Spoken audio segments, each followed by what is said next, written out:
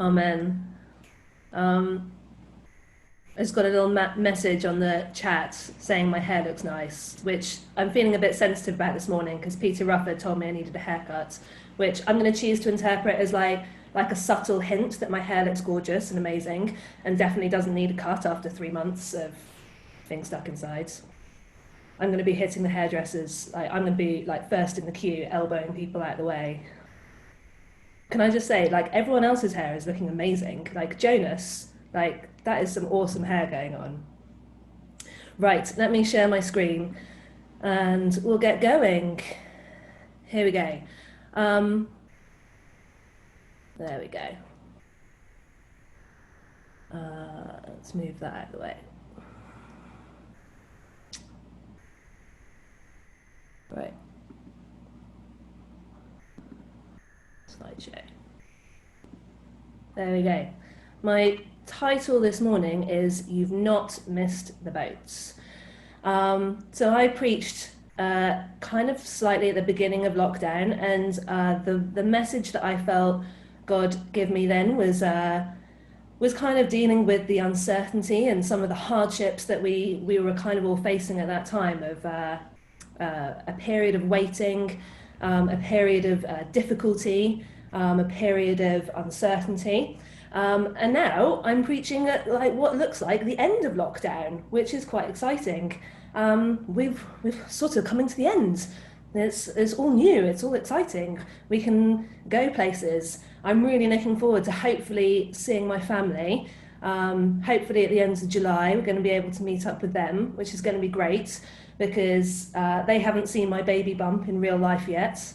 Because just as we went into lockdown, that was when I had my 12-week scan. And so just to let you all know, when we finally emerge in September, I haven't just got fat. It is a baby bump.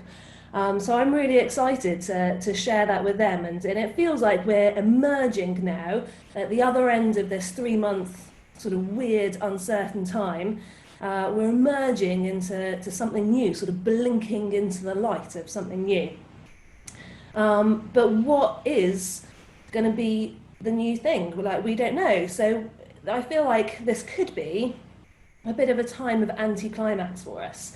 And we don't know what's going to happen next. We're still unsure. We don't know when we're going to be able to meet again in person.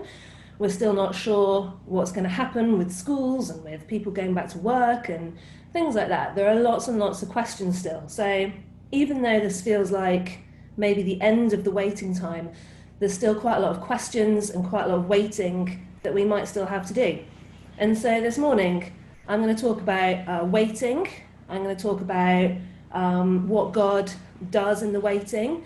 And I'm going to talk about some practical steps for us as we experience waiting and what to do when we come to the end of a waiting period. So, here we go. Quite often in my life, I've often felt like God was just about to do something big or new or exciting. Like I've often felt like I'm just on the cusp of something really exciting with God. When I was a student, we were all quite naive and we were all like praying with lots of enthusiasm, and we prayed really hard for a revival, and we had lots of feelings and words from God that we were just on the cusp of this wave of exciting revival. And I think in our little student minds, we thought that was going to happen within the confines of the student terms, which were only about 10 weeks long. And so we were like, in the next 10 weeks, there's going to be 1 million people coming to know Jesus. And obviously that didn't quite happen like that. It felt like we were on the cusp of something really new and exciting. But actually, God's timing was quite different. It didn't happen within the confines of our student terms. When I was an older student, someone prayed a gift of leadership over me. And I've been a Christian for about 10 years now. And this was quite at the beginning of my walk with Jesus that this gift of leadership was prayed over me, and this lady that I really respected said, "You're going to go first. You're going to be a leader and do things that other people haven't done, and you're going to set a precedent so that other people can come after you." And then the last 10 years, that didn't really happen. And I started to wonder whether I'd missed the moment. Mark and I feel really called to serve our community. And we've been married for nearly 8 years, we've been in this house for 4 years, and we feel really excited about serving this community, and we feel like it's taken us a little while to get going. And so the weekend just after the lockdown happened, we'd organised an Easter egg hunt for our community, and it had so much momentum. It was really exciting. We'd invited people, we'd got some Easter eggs, we'd got things sorted. We felt like this was the cusp. We were right on the edge of what God was about to release us into. We were really excited because this was the new and exciting adventure that God was going to release us into. And then it didn't happen. And we wondered, did we miss the moment? Did we miss the boat somehow? Do you remember right at the beginning of this lockdown period, Tim did a really good preach. I can't remember very much of what he said, to be honest, but I remember the video clip of Aaron riding his bike. I remember that. And I remember that Tim was encouraging us to take on a new adventure with God, to jump into the new adventure, to be willing to be taught by God, and to get on board with the exciting thing that God was going to do. I have to admit, the only new and exciting thing that Mark and I have learnt in the last 3 months is the names of the plants in our garden. We've had lots of time to learn all the names of the plants. Hasn't helped us do anything very productive with the plants, but we now know what they're all called, which is really good. But that's about all that we've really done in the last 3 months. That's our special lockdown skill that we've acquired. So it feels a bit like, did we miss the moment? Did we miss it? Well, of course. The answer is no. We haven't missed the moment. You've not missed the boat. And that's really what I feel God is wanting to encourage us in this morning. That's part of what God is saying to us this morning. We've not missed the boat. God takes his time, and so we have to be patient and wait. And the Bible is full of examples of people who could have felt just like we do, that they've missed the moment. God put an anointing on them, and then they had to wait. They had to wait a really, really long time. And maybe they felt along the way that, was it ever going to happen like God said it was going to happen, or had they missed it? And the answer is that God takes his time. His timing is not the same as our timing. He doesn't fit into 10-week student terms. He doesn't fit into 10-year plans. He takes his time, and so we have to be patient and wait. Some good examples. Joseph was a young man. He had to wait 13 years between having a dream about being in charge and being appointed as Pharaoh's advisor. And then before that actually happened, he had to wait 13 years and go through all sorts of difficult times. David had to wait many, many years. He was a young boy when he was anointed and chosen as God's chosen king. But he had to wait until he was a fully grown man and had suffered many, many things before that finally happened. And the other person that I thought had to wait a long time was Noah. I thought about Noah waiting in the ark. I thought, that must have been really tricky, sitting on the boat with all the smelly animals, waiting for a whole year for the floods to go down. But when I went back and looked at the story of Noah in Genesis chapter 6 to 10, I realised that Noah was 600 years old I think he was 601 when the floods finally arrived. So we don't know. I'm not sure exactly when God told him to start building the ark, but it could have been hundreds of years. He could have literally been building that ark for a really, really long time. The note in my study Bible suggests that some Bible scholars think it might have been 120 years that it took him to build the ark. This certainly puts some of my DIY projects into perspective. Certainly, it puts my husband's understair cupboard project into perspective. That took about 5 months. If you ever talk to him about it, you can, and he tells you that it only took a few days, that's fine. It did. It was fine. It wasn't 5 months at all. No, definitely not. Definitely puts Tim's decking into perspective. But sorry, Pat, it'll probably 120 years sounds about the right amount of time it might take you to finish your decking. So God we haven't missed the moment. God takes his time. He has a long-term perspective. And so we have to wait as well. I had a quick thought about Noah. I went back to Noah and I read about his story. And have you ever read any of those BuzzFeed articles? If you're a millennial, Tim will know what I'm talking about. There's a website called BuzzFeed, and there's lots of funny articles on there.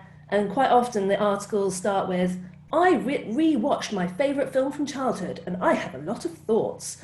And this is a bit what happened to me when I reread the account of Noah. I had a lot of thoughts. Firstly, I thought I'd share some of these thoughts with you. Firstly, why did the people in the Old Testament live so long? And why were they all so tall?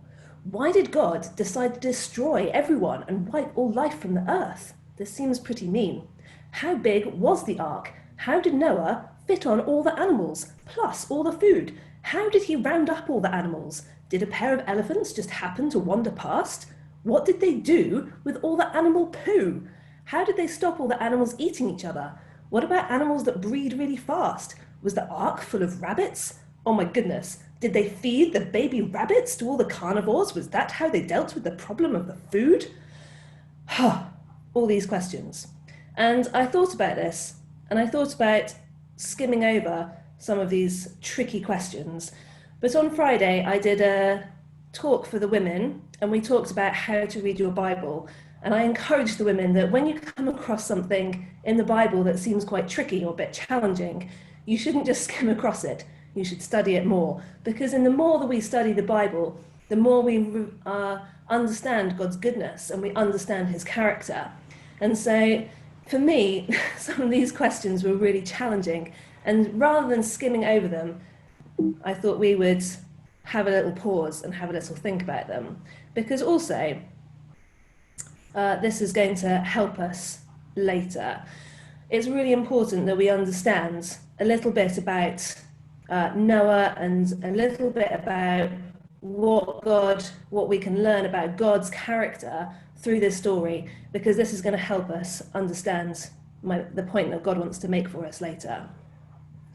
So I'm going to think, the bit that I found really challenging was, why did God, in the story of Noah, decide to wipe all life from the earth?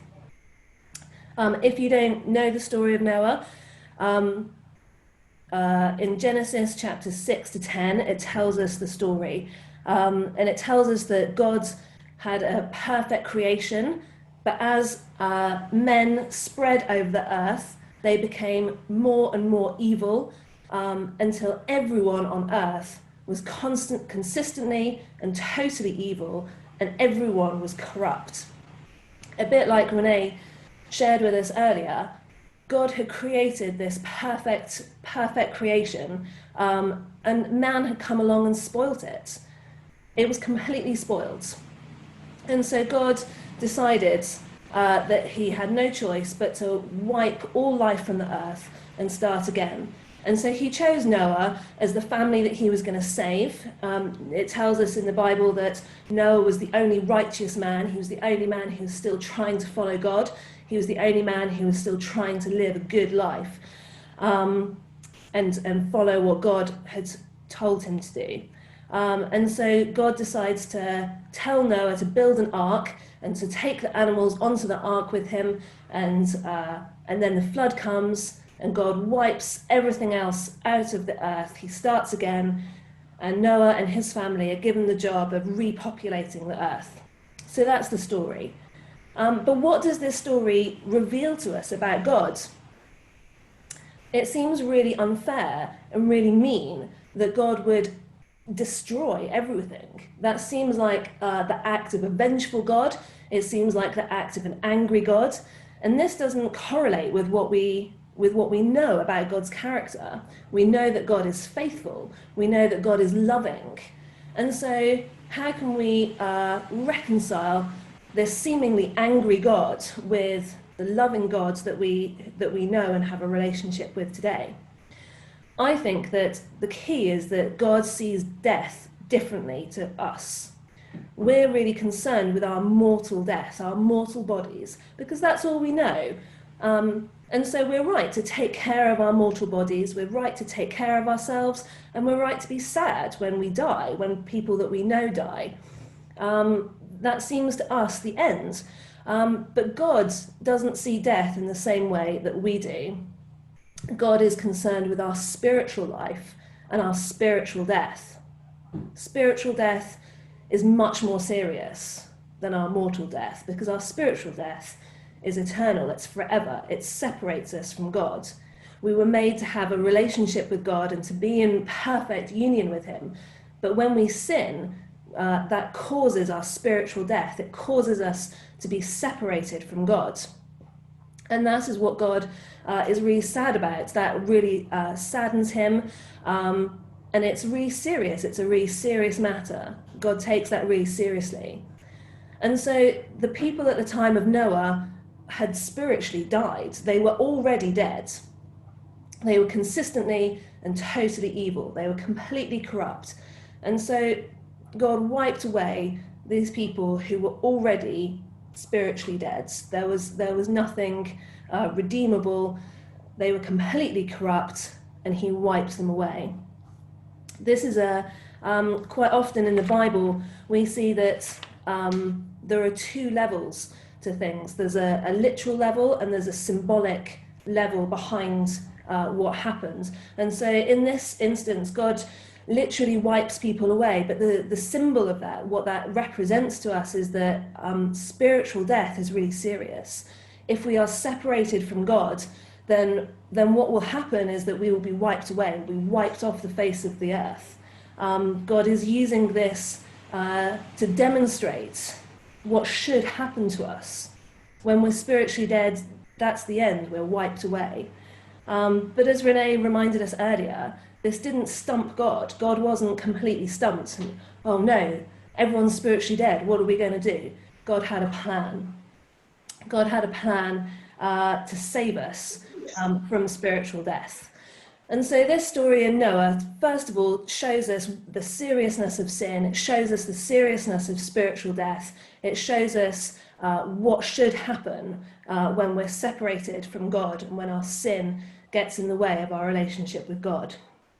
I had a slight aside. I feel very upset about the poor fluffy animals that presumably all got wiped away. You know, only a pair of them were saved in Noah's Ark. As I feel like a bit of a hypocrite, because I can be very upset about the poor fluffy animals as I'm chowing down on my steak and my meat. Obviously, I can't be that upset about the animals if I'm not also going to be a vegetarian. I think that really that's the answer, isn't it? That the Old Testament has a much more practical view of the animal kingdom than our sentimental view. In Genesis, in the story of Noah, we see that God approves certain animals for eating and for sacrifice. So animals that have a much more practical view, we have a much more sentimental view nowadays, because we tend to think of animals as maybe like being more sentimental, but in the Old Testament it was a more practical view. So, but also I understand we can't think of God taking any pleasure in the destruction that he had to bring about in the flood. The whole creation was spoilt, and God was sorrowful. He was sad that he had to discard it and start again.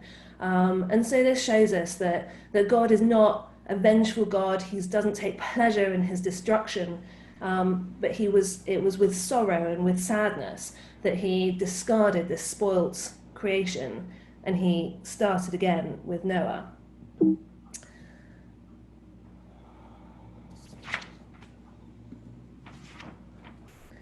So whilst Noah was in the waiting, whilst he was in the waiting, God was still at work. And God is still at work even in our waiting. I think sometimes we can feel like this person here, when we're in the waiting, then we're on our own. But actually, I think we're more like these people here. When we're in the waiting, God is still with us. And we know that God is still with us in the waiting.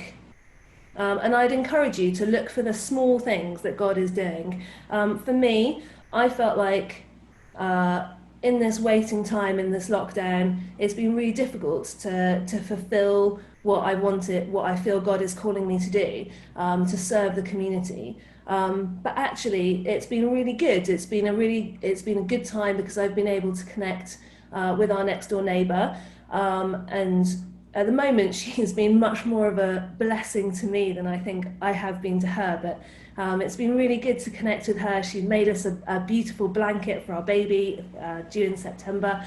And she's given me loads and loads of advice about how to, things that I should be buying for the baby and things that I should be eating.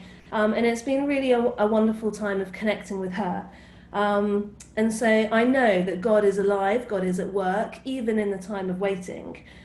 But coming back to Noah, sometimes the waiting comes to an end and the waiting is over.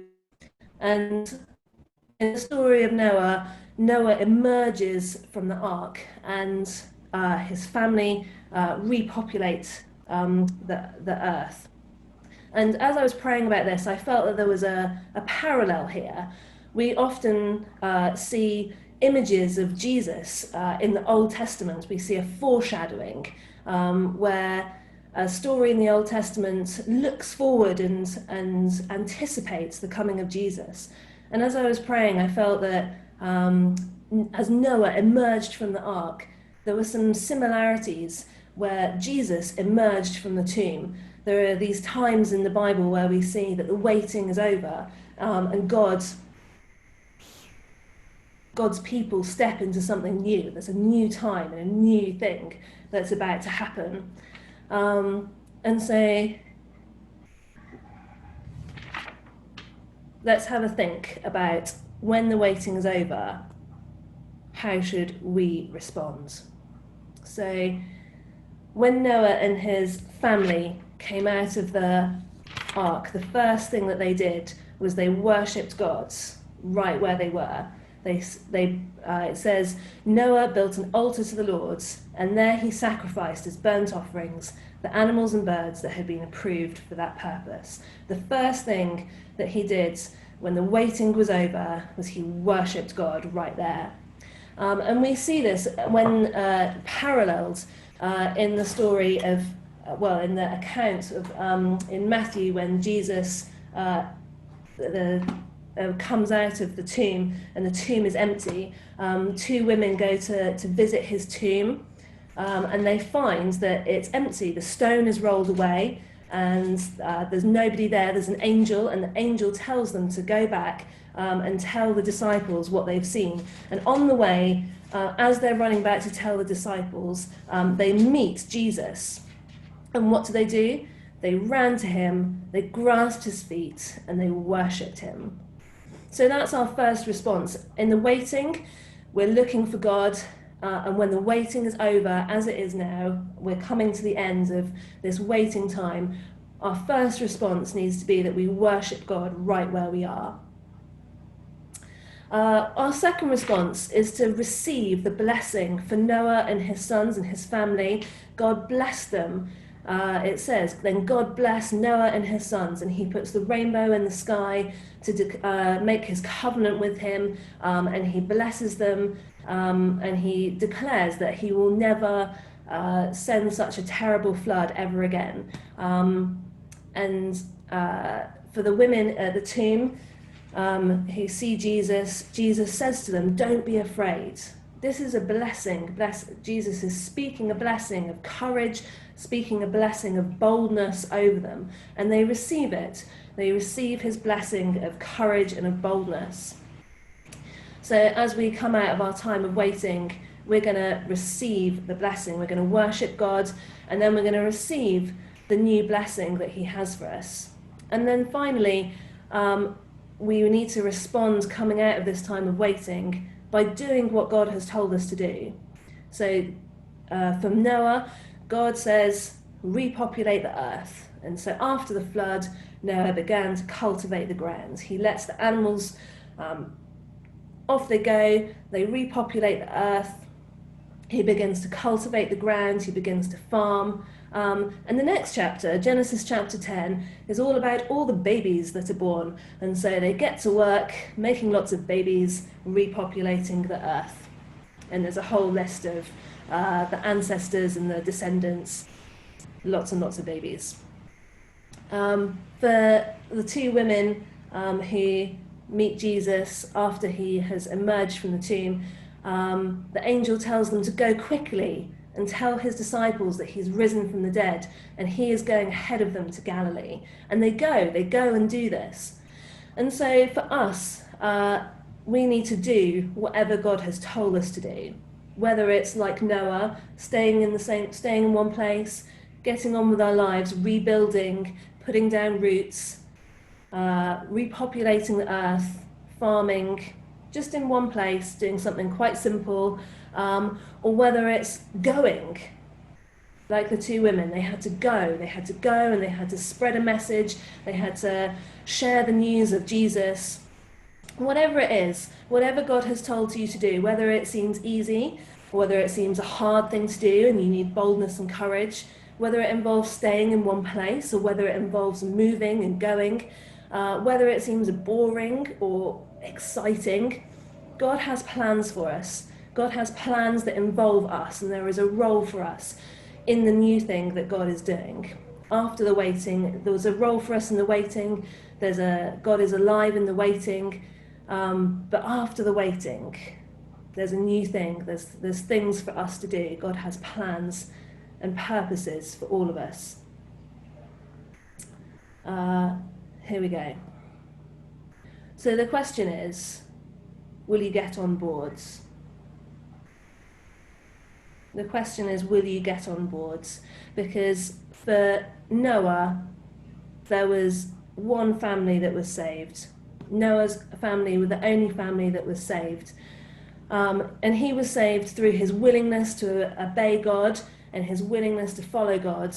But today, there is unlimited space on the boat. It's not just, the salvation of God is not just for one family anymore. Today we have a new way of being saved, and that's through Jesus. Jesus is now our vessel for salvation. And hopefully, our mortal bodies won't perish in a flood like in Noah's time, but our mortal bodies will die eventually. But that's not the death that we should be concerned about. We are all spiritually dead. We're spiritually dead, and the only way to avoid this spiritual death and to be resurrected is through Jesus and what Jesus has done for us on the cross. Jesus has his arms open wide, and there is unlimited space on the boat. This salvation is for everybody. It's for you today if you've never experienced that salvation, and it's available. It's freely available. If you've been a Christian for a long time, and you're on the boat, you're on the lifeboat, I want to encourage you that this boat isn't just for passengers. There's a role and there's a purpose and there's a plan for you. And so maybe this time of coming to an end of this waiting, there's time for you to rediscover what God's role is for you on the boat, what his purpose and his plan is for you. If you are somebody who hasn't given your life to Christ and you don't know the love of Jesus, then I'd encourage you. You can't be on the boat and off the boat. You can't be swimming and on the boat. There's no middle ground.